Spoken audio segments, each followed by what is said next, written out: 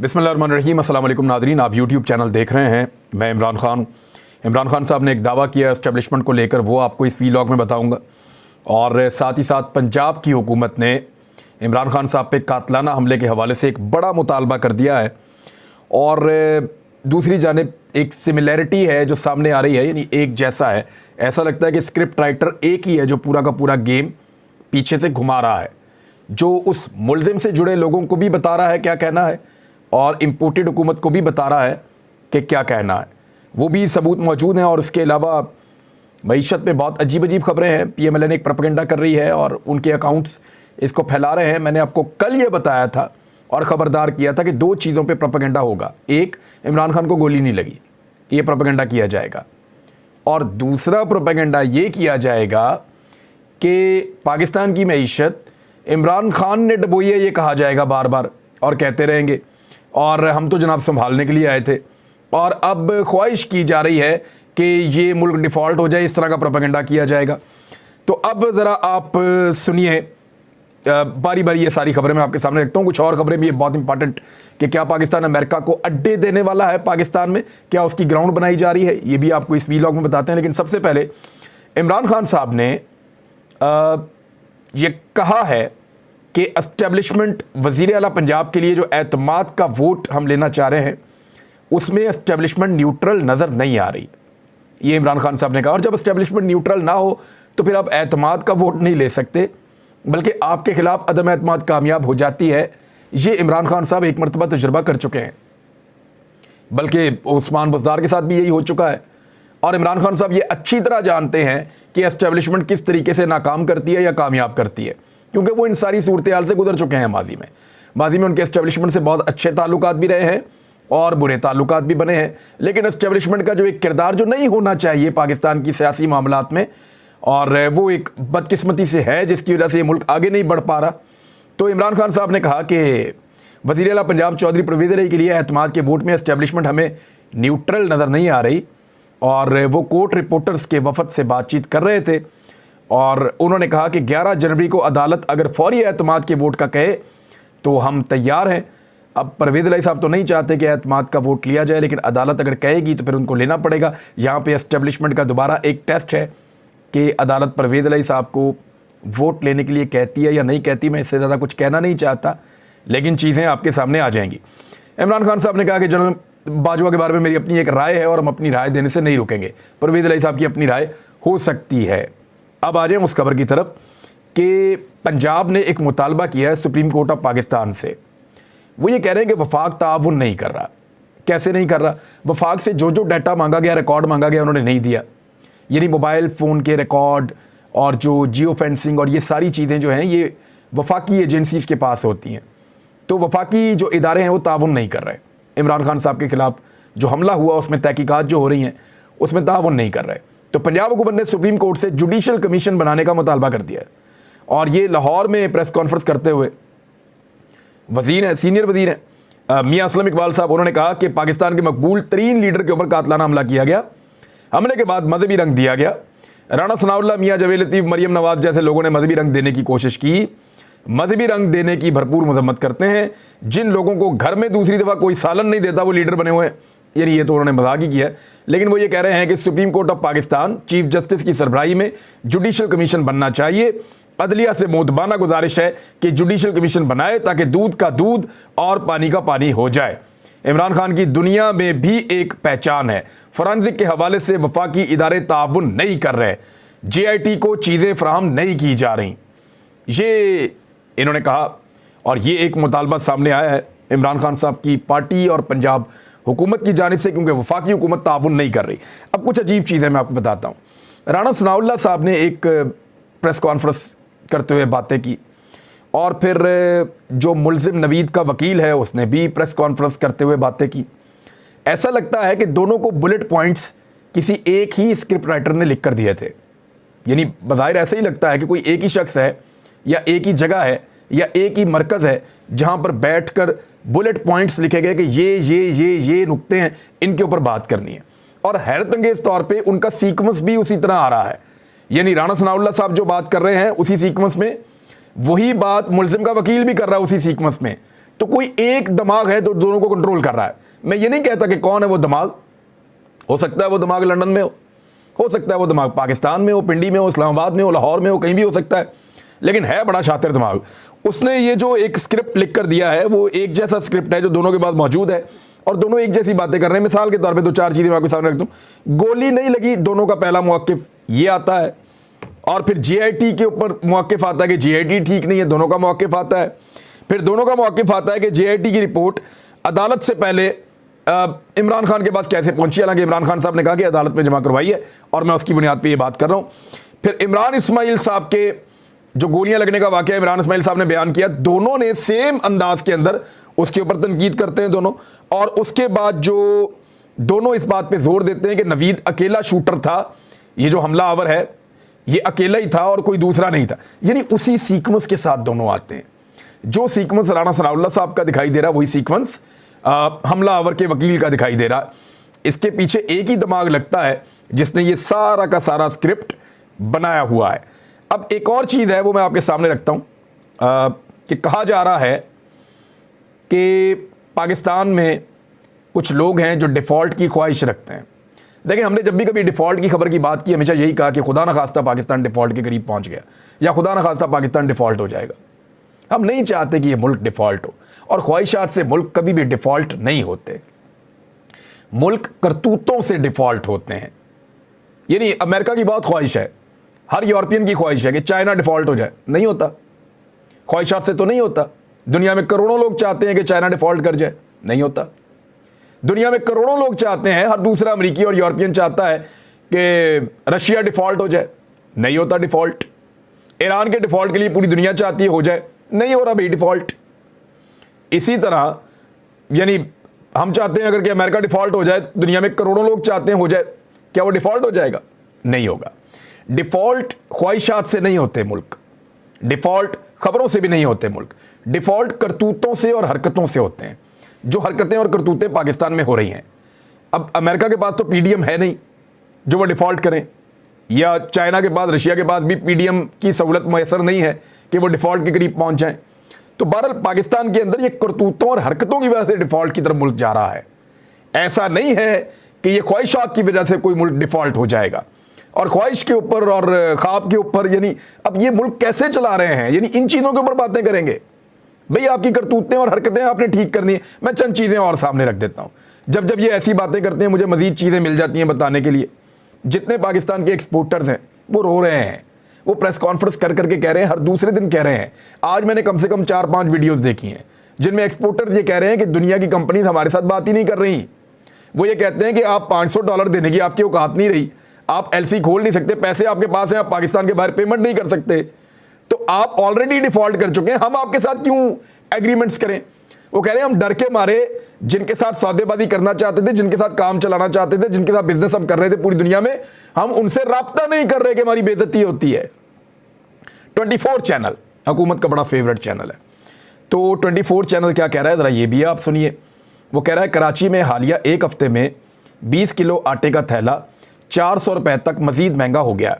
ये इदारा शुमारियात की रिपोर्ट है जिसको वो रिपोर्ट कर रहा है। इदारा शुमारियात की रिपोर्ट, गवर्नमेंट का इदारा है, वो ये कह रहा है कि कराची में 1 हफ्ते में 20 किलो आटे का थैला 400 रुपए मजीद महंगा हो गया। हैदराबाद में आटे का थैला 2880 रुपए तक पहुंच गया है, लगभग 2900 रुपए तक पहुंच गया। और इदारा शुमारियात कह रहा है हैदराबाद में 280 रुपए महंगा हुआ। कोयटा में आटे का थैला 140 रुपए मजीद महंगा हो गया, और कोयटा में 2700 रुपए कीमत हो गई आटे की एक थैली। ये 1100 रुपए का इमरान खान के दौरे हुकूमत में बहुत महंगा होता था, 20 किलो आटे का थैला 1100 रुपए का। इस वक्त हैदराबाद में 2880 रुपए का है, कोयटा में 2700 रुपए का है, खुजदार में 2400 रुपए का है, पेशावर में 2650 रुपए का है, सक्खर में 2700 रुपए का है, लाड़काना में 2600 रुपए का है। इस्लामाबाद में आटे की कीमत अभी सिर्फ एक जगह के ऊपर इन्होंने कंट्रोल करके रखी हुई है, लेकिन वहां पे भी 1300 रुपए का है। और पंजाब के तमाम बड़े शहरों में आटे का थैला 1295 रुपए का है। पंजाब हुकूमत फिर भी कोई ना कोई जोर लगा के काम करने की कोशिश कर रही है, लेकिन अब जरा बिलावल का रिकॉर्ड चेक करें। अब बिलावल ने सबका रिकॉर्ड तोड़ दिया, कमाल कर दिया। और इदारा शुमारियात कह रहा है हम नहीं कह रहे, इदारा शुमारियात कह रहा है, गवर्नमेंट का इदारा, वो कह रहा है जी कि मुल्की तारीख में पहली बार आटे का थैला जो 20 किलो वाला है 3000 रुपए तक पहुंच गया। कराची के शहरी मुल्क में सबसे महंगा आटा खरीदने पर मजबूर हैं। कराची में फी किलो आटा 150 रुपए तक फरोख्त हो रहा है। इदारा शुमारियात। तो मुल्क ऐसे डिफॉल्ट होते हैं ना, ख्वाहिशात पे नहीं होते। यानी अगर मैं ख्वाहिश करूं कि आटा जो है वो 1000 रुपए का 20 किलो का थैला मिलना शुरू हो जाए तो ख्वाहिशात पे तो नहीं होगा, या मैं कहूं 5000 का हो जाए तो ख्वाहिशात पे नहीं होगा। ये आपकी करतूतों और आपकी हरकतों की वजह से 3000 रुपए का आटे का थैला कराची के शहरी इस वक्त खरीदने पर मजबूर हैं। सिंध के और कराची के शहरी जरा सोचें कि पंजाब के तमाम बड़े शहरों में आटा इस वक्त भी 1295 रुपए का जो है वो थैला मिल रहा है, जिसको वो लोग 2500 से 3000 रुपए का वही आटा खरीद रहे हैं। नहीं, दुगनी कीमत के अंदर अगर सिंध के लोग आटा खरीद रहे हैं तो उनके लिए कसूरवार कौन है? सिंध में किसकी हुकूमत है? कौन है जिम्मेदार? जरा ये पता कर लें सिंध वाले, और फिर अपने गिरबान में झांकें कि एक्चुअली गलती कहां हुई है। दूसरा, आप ये देखें कि इस वक्त बहुत सारी कंपनी शट डाउन हो रही हैं, और बुलान कास्टिंग ये जनाब ये भी बंद हो गई 5 दिसंबर 2022। बलूचिस्तान व्हील्स 9 दिसंबर 2022 से बंद। पाकिस्तान पाक रिफाइनरी 10 दिसंबर 2022 से 29 दिसंबर 2022 तक बंद। फ्रंटियर सिरेमिक्स ये 12 दिसंबर 2022 से पता नहीं कब तक के लिए बंद है। अब अटक रिफाइनरी 13 दिसंबर 2022 से 20 दिसंबर 2022 तक बंद। कोहिनूर स्पिनिंग मिल्स 14 दिसंबर 2022 से लामहदूद मुद्दत तक के लिए बंद।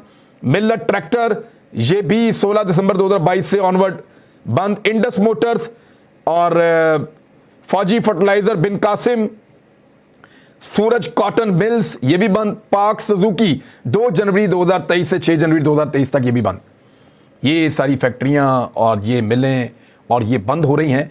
ऐसे मुल्क डिफॉल्ट होता है, ख्वाहिशात पे नहीं होता। मेडिकल डिवाइसेस की दरामद में रुकावट, अस्पतालों में सर्जरीज मुतासर होने का खतरा पैदा हो गया। जो ऑपरेशंस किए जाते हैं अस्पतालों में, क्योंकि उनका सामान भी नहीं मंगा पा रहे, पोर्ट्स के ऊपर चीज़ें फंस जाती हैं, पैसा दे नहीं रही किसी को, इंपोर्ट्स के लिए पैसे मौजूद नहीं। ख्वाजा आसिफ ने कहा कि पूरे मुल्क में अंधेरा होने वाला है, इंपोर्ट्स के लिए पैसे नहीं हैं, हर चीज़ डूबने वाली है, ख्वाजा आसिफ के बकौल। बहरहाल ये इसके अंदर एक चीज़ और मैं आपको बता दूं कि घी और कुकिंग ऑयल, इसका भी एक सीरियस बहरान जो है पाकिस्तान के दरवाजे पर खड़ा है, और ये बहुत शॉर्टेज इसकी होती चली जा रही है पाकिस्तान में, क्योंकि एलसीज ओपन नहीं कर रहे डार साहब की जिद की वजह से कि मैंने तो डॉलर 227 का रखना है, क्योंकि ओपन मार्केट के अंदर डॉलर की प्राइस ज़्यादा है, इसलिए ये पेमेंट नहीं कर पा रहे, और पैसा है भी नहीं वैसे भी पाकिस्तान के पास, और डॉलर बचाने के चक्कर में डार साहब ये हरकत कर रहे हैं। इस वक्त जो है सोयाबीन, पाम ऑयल और सनफ्लावर ऑयल, इसकी बहुत किल्लत पाकिस्तान में होती चली जा रही है, शॉर्टेज हो रही है, और 3,58,000 टन रॉ मटीरियल 10 मुख्तलिफ बहरी जहाज़ों के अंदर इस इंतज़ार में खड़ा है कि उसको उतारा जाए वहाँ से। और ये डॉन न्यूज़ के सोर्सेज हैं, मैं नहीं कह रहा, डॉन न्यूज़ के सोर्सेज कह रहे हैं। दूसरी जानिब मिल्लत ट्रैक्टर जो कंपनी है वो भी बंद कर दी गई है। ये ट्रैक्टर, पाकिस्तान जो है वो एक ज़रूरी मुल्क है और ट्रैक्टर की डिमांड बहुत ज़्यादा थी, रिकॉर्ड इनके ट्रैक्टर फरोख्त हो रहे थे, बहुत ज़्यादा ज़मीनें सैराब हो रही थी इमरान खान साहब के दौरे हुकूमत में, और ऊन के ऊपर इनके ट्रैक्टर बिक रहे थे, यानी बन रहा होता था, पहले से बिका हुआ होता था, और 2-2, 3-3 महीने से बुकिंग जारी होती थी, और अब क्योंकि डिमांड नहीं है और मईशत की हालत बहुत ख़राब है, लिहाजा उसको भी बंद कर दिया गया है। तो ये भी अब पाकिस्तान में हुआ है। ये सारी चीज़ें होने के साथ साथ उस खबर की तरफ आते हैं कि क्या वाकई पाकिस्तान अमेरिका को अड्डे देने वाला है। तो ये 2 बड़ी हौलनाक खबरें हैं, ये आप सुन लें। शीरी मदारी साहबा कह रही हैं कि हालिया दहशतगर्दी अमेरिका को अड्डे देने का बहाना है, और उन्होंने ये शक जाहिर किया है कि पाकिस्तान में दहशतगर्दी की मौजूदा लहर अमेरिका को खित्ते में वापस लाने और फौजी अड्डे देने की एक कोशिश है। और उन्होंने ये बातचीत करते हुए कहा कि मुल्क में दहशतगर्दी की हालिया लहर के मुतालिक सवाल जब उनसे किया गया तो उन्होंने कहा कि पाकिस्तान में जानबूझकर अदम इस्तेहकाम पैदा किया जा रहा है ताकि अमेरिका को फौजी अड्डे दिए जा सकें।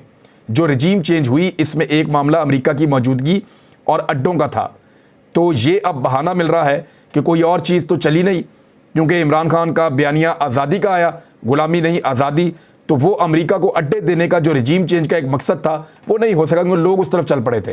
तो ये सारा किया जा रहा है एक मकसद के लिए। मुझे शक है जिस तरीके से ये चीज़ें हो रही हैं तो अदम इस्तेहकाम पैदा किया जाएगा, अफ़गानिस्तान में भी अदम इस्तेहकाम पैदा किया जाएगा और अमेरिका को अड्डे देने के लिए एक रास्ता निकाला जाएगा। सोची समझी पॉलिसी के तहत ये शीरी मज़ारी साहिबा ने कहा है।